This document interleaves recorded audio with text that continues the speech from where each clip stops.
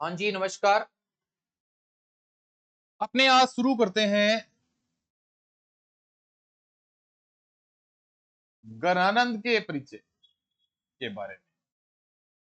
गणानंद के परिचय के बारे में आज अपने क्लास है वो शुरू करते हैं। आपका पढ़ाई संसार के इस डिजिटल प्लेटफॉर्म पर हार्दिक स्वागत है।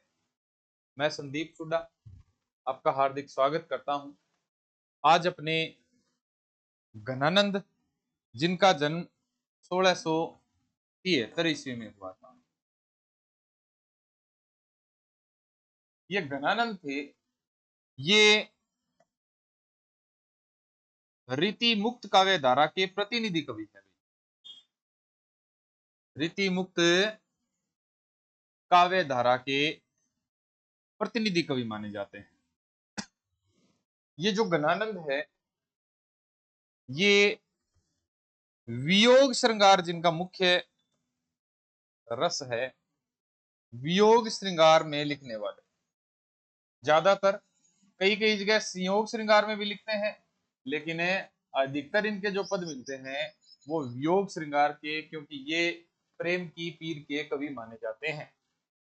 ये जो गणानंद थे, ये जो गणानंद है, ये गणानंद दिल्ली के मुगल बादशाह, दिल्ली के मुगल बादशाह मोहम्मद शाह रंगीले के मीर मुंशी थे भैया।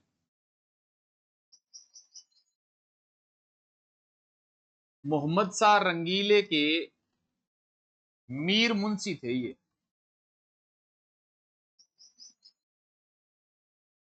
मोहम्मद शाह रंगीले के मीर मुंशी थे।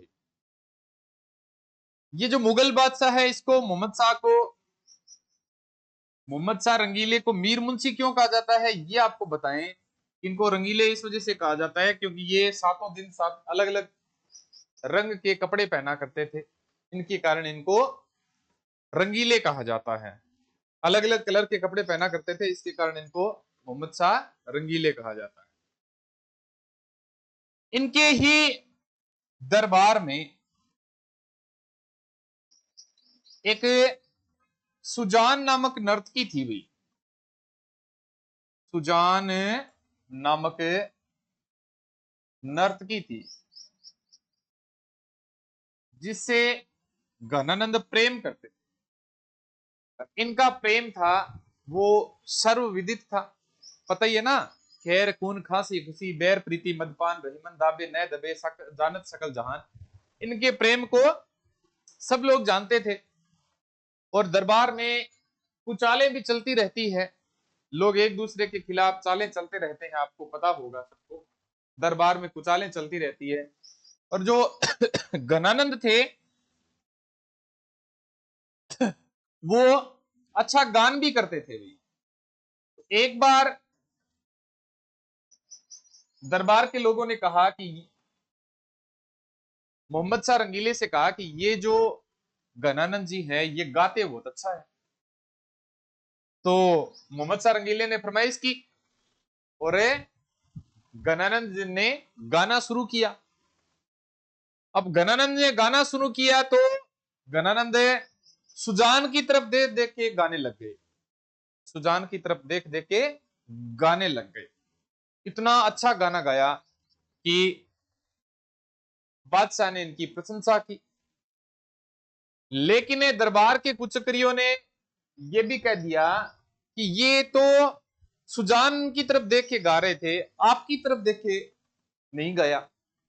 इस वजह से मुगल बादशाह को गुस्सा आ गया और इन्होंने गणानंद को देश निकाला दे दिया भाई। इस बात पर गणानंद को देश निकाला दे दिया गया। अब जब गणानंद को देश निकाला दे दिया गया तो गणानंद ने कहा, जो सुजान से कहा कि आप भी चलिए। अब जैसा होता आया है, सुजान ने साथ चलने से मना कर दिया कि मैं तो नहीं जा सकती, मैं तो दरबार में ही रहूंगी। इस बात से घनानंद को सांसारिकता से विरक्ति हो गई और ये ब्रज प्रदेश में चले गए, मथुरा वृंदावन उधर चले गए और श्री कृष्ण की भक्ति में लीन हो गए। लेकिन उनको बराबर सुजान की याद है, वो सताती रही।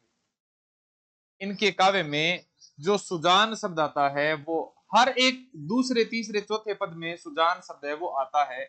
ये सुजान कौन है? ये सुजान नामक नर्तकी है। ये सुजान से भगवान कृष्ण को भी संबोधित करते हैं, ये सुजान नाम से राधा को भी संबोधित करते हैं, अपने आप को भी संबोधित करते हैं। लेकिन वो भगवान कृष्ण से संबंधित होते हुए भी सुजान उनको हमेशा याद आती थी। अब वहां रहते हुए वियोग श्रृंगार के पद लिखे, इश्क लता रस केली बल्ली,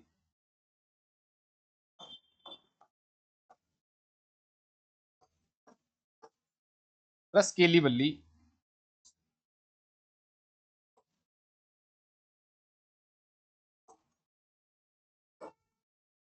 कृपा कांड निबंध, कृपा कांड निबंध, कृपा कांड निबंध, सुजान सागर, सुजान सागर, सुजान हित, ये रचनाएं लिखी। अब रीतिकाल में परिष्कृत व परिमार्जित जो ब्रज भाषा है, ब्रज भाषा है वो इनके काव्य में ही मिलती है। परिष्कृत परिमार्जित ब्रज भाषा है वो इनके काव्य में मिलती है। ये सबसे महत्वपूर्ण बात है भाई। ये लाक्षणिक मूर्तिमत्ता, ये लाक्षणिक मूर्तिमत्ता व प्रयोग व चित्र के कवि थे। प्रयोग व चित्र के कवि थे। ऐसा किसने कहा है? तो ऐसा शुक्ल जी ने कहा है भाई। ये लाक्षणिक मूर्तिमत्ता और प्रयोग व चित्र के कवि थे। ये प्रश्न है, ये स्कूल लेक्चरर में भी, ये आपके असिस्टेंट प्रोफेसर में भी आए। ये कथन किसका है और किसके बारे में कहा गया? शुक्ल जी का है। किसके बारे में कहा गया? घनानंद के बारे में कहा गया। शुक्ल जी ने कहा है प्रेम की पीर का कवि। शुक्ल जी ने इन्हें क्या कहा है? सॉरी, प्रेम की पीर का कवि कहा है। इन्होंने कहा है कि प्रेम का प्रवीण धीर पथिक व जबादानी का दावा करने वाला, जबादानी का दावा करने वाला ब्रज भाषा का दूसरा कवि नहीं हुआ। ब्रज भाषा का दूसरा कवि नहीं हुआ। दूसरा कवि नहीं हुआ। ये कौन कहते हैं? ये शुक्ल जी कहते हैं। अब एक अन्य कथन है रामधारी सिंह दिनकर जी का। रामधारी सिंह दिनकर जी का कथन है, किराए के आंसू रोने वालों में, किराए के आंसू रोने वालों में घनानंद, किराए के आंसू रोने वालों में घनानंद अपने आंसू रोते हैं, अपने आंसू रोते हैं। अर्थात रीतिकाल के खासकर रीतिबद्ध काव्य धारा के समस्त कवि अगर वियोग श्रृंगार में लिखते हैं तो भी वो क्या लिखते हैं? तो वो दूसरों के लिए आंसू बहा रहे हैं, किराए के आंसू बहा रहे हैं। वहां घनानंद अपने आंसू बहा रहे हैं, अपने मन की बात कहते हैं। घनानंद खुद कहते हैं, घनानंद खुद कहते हैं कि लोगन लागी कवित बनावत। लोग तो कवित बनाते रहते हैं, मोही तो मेरे कवित बनावत। मोही तो मेरे कवित बनावत, ये कथन किसका है? तो ये गणानंद का है। एक गणानंद का कथन है कि अति सुधो स्नेह को मार्ग है। अति सुधो स्नेह को मार्ग है,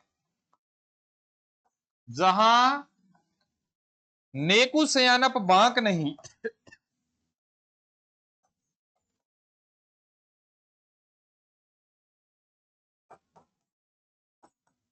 जहां नेकु सयानप बांक नहीं। सांच तजे चले तजी आपन को, कपटी रहे जो निशांक नहीं। अर्थात प्रेम का जो मार्ग है वो बिल्कुल सरल सीधा मार्ग है, उसमें बिल्कुल भी शाणापन नहीं चलता। एक इनका प्रसिद्ध कथन है कि तुम कौन सी पार्टी पड़े हो लल्ला, तुम्हें कौन सी पार्टी पड़े हो लल्ला। मन लेहू, मने लेहू पे देहू छटांक नहीं।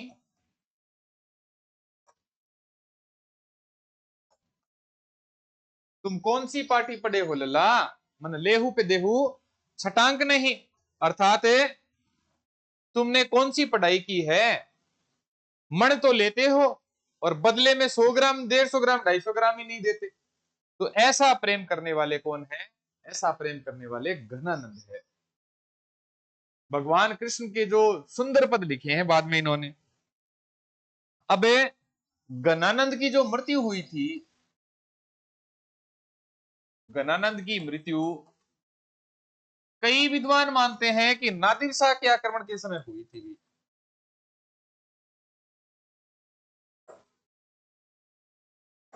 नादिर शाह के आक्रमण में इनकी मृत्यु हो गई थी। और कई विद्वान मानते हैं कि अहमद शाह अब्दाली के आक्रमण के समय हुई थी।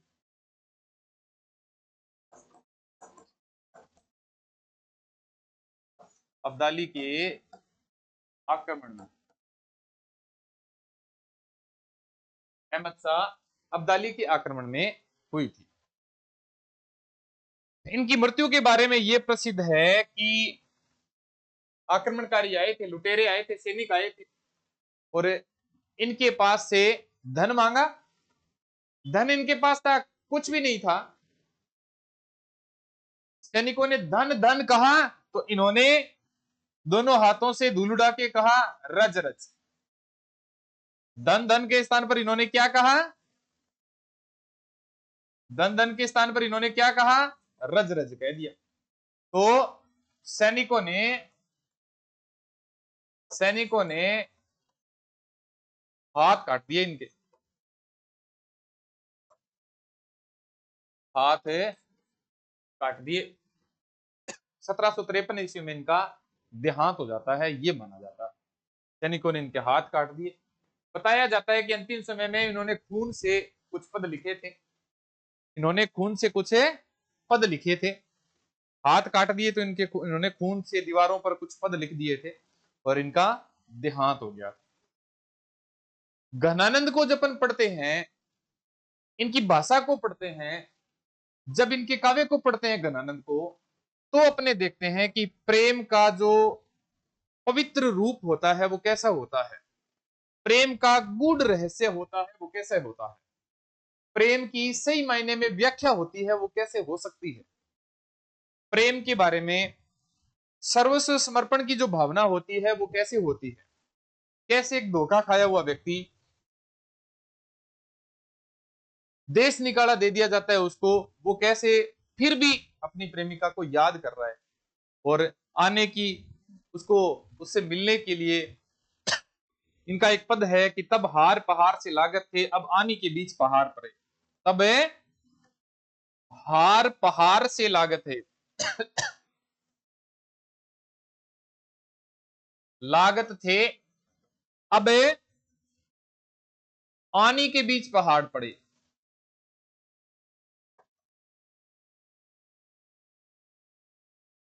अर्थात जब संयोग श्रृंगार अर्थात अपने साथ थे, तब तो गले का हार था वो भी पहाड़ जैसा लगता था कि गले का हार है वो भी गले मिलते हैं तो गले का हार भी बीच में नहीं आना चाहिए। और अब तो दोनों के बीच में पहाड़ों जितनी दूरियां हो गई है अभी। ऐसा वियोग वर्णन करने वाले, ऐसा अपने प्रेम का गूढ़ वर्णन करने वाले गणानंद थे, जिनका देहांत 1753 ईस्वी में हो गया था। ऐसे ही किसी कवि की चर्चा लेकर अपने और उपस्थित होंगे। तब तक सबको जय हिंद। मिलते हैं अगले वीडियो में। आपकी तैयारी कैसी लग रही है, चल रही है, आप कैसे पढ़ रहे हो, बिल्कुल कमेंट बॉक्स में लिखा करो। और ये जो वीडियो है, ये वीडियो आप अपने जानकारों को, साहित्य के विद्यार्थियों को जरूर शेयर किया। ठीक है, धन्यवाद। मिलते हैं अगले वीडियो में।